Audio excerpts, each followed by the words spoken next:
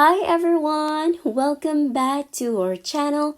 For today's video, we're gonna learn how to stop people looking you up using your email number on Facebook or email address. Now, in order for us to do this, you need to open the Facebook app on your phone. Click on the menu icon located in the bottom right corner of the screen.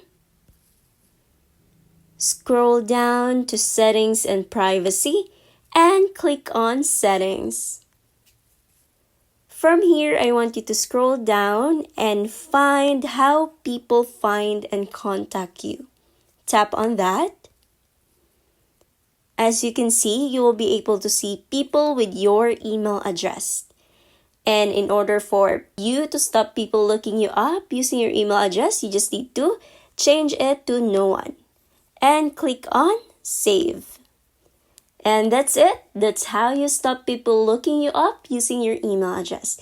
And if you find this video helpful, don't forget to click like, subscribe, and click that notification bell for more videos like this. Thanks for watching!